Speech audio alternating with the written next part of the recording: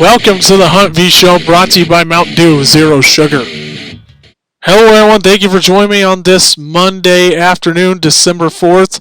I'm your host, Hunt Voth. I'd like to start off today's broadcast by wishing my brother, Logan Voth, a happy 23rd birthday today. Enjoy your day, Logan. I hope it's going well for you. And let's go ahead and start off today's podcast for today. Taylor Swift was on hand at Lambeau Field to watch Travis Kelce and the Kansas City Chiefs in their Sunday night game against the Green Bay Packers. Each of the previous games attended by Swift, the Chiefs won, but that changed Sunday night as the Packers held on for a 27-19 victory. It was the fifth game Swift has attended since the pop superstar and the four-time All-Pro tight end started their relationship. Kansas City is now 4-1 playing in front of Swift. So, speaking of Taylor Swift, before I continue the rest of the news and stuff and updates, so I'm on the charter bus to go to Kansas City with John Wood basketball, and you're all going to laugh at this. So I'm just sitting there, and we were all getting ready to pull in to stop somewhere in Cameron, Missouri, because we were going to Kansas City to play Kansas City, Kansas, and me and Coach Hoyt are having a little nice conversation on the bus about Kansas City and stuff, and I said that I was going to be down there Christmas Day, and I started talking about Taylor Swift being down there for a game, and Hoyt goes, "Hunt, I would just love to see you get a picture with Taylor Swift." And I was like, "Oh, I wish I would." And so then he decides to come up with this idea. He goes, "Hunt, now you got one job. You got one job." He goes, "Your job is to get Taylor Swift to come to John Wood to one of our games." So yeah, that's my job right now. So if you're all listening, and I hope Taylor gets to hear this. But yes, my job is to get her to come to Quincy, Illinois. Is from what I've been told from Saturday. So yeah, this should be interesting to get her here in Quincy, Illinois. So I'll continue the rest of the story after I just said that. So now we'll continue with more NFL updates.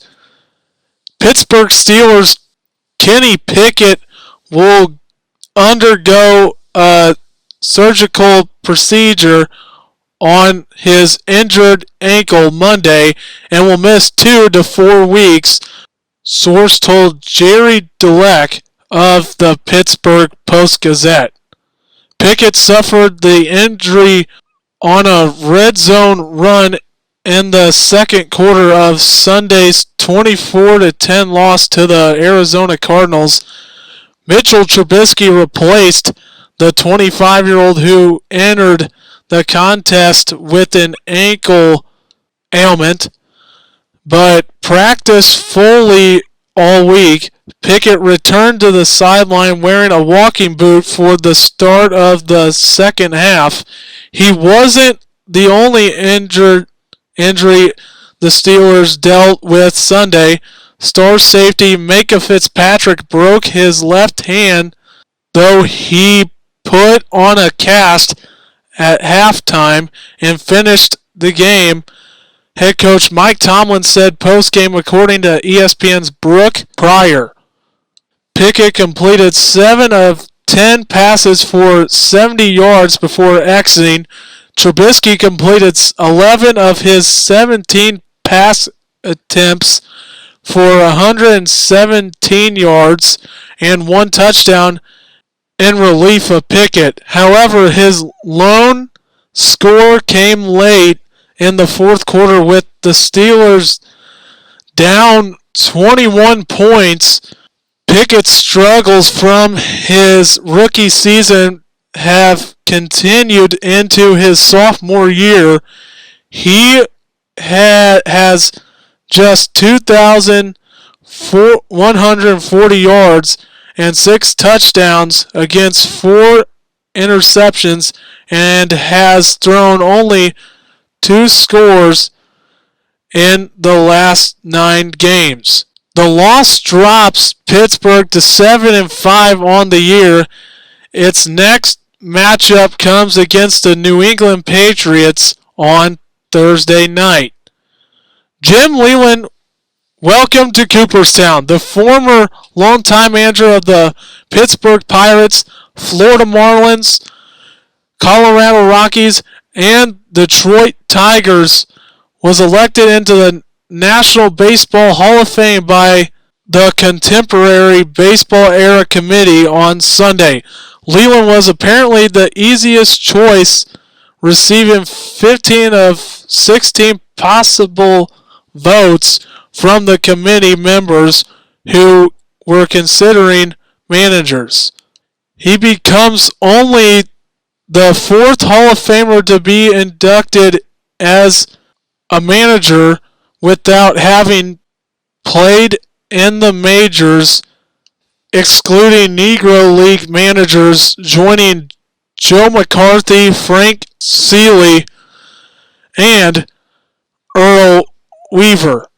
A poor start made the difference for the St. Louis Blues at Mullet Arena on Saturday night, taking a 3-0 deficit in the first despite playing 2 strong periods of hockey afterwards. After a 9-3 shot differential for Arizona in the first period, the Blues dialed up their offense and outshot the Coyotes 29-13 in the next 2. Brandon Saad's goal got them on the board, but an empty netter from Alex Kerfoot sealed the Blues' fate. That's all I have for everyone today. Thank you for joining me. And go Steelers, and let's go Blues!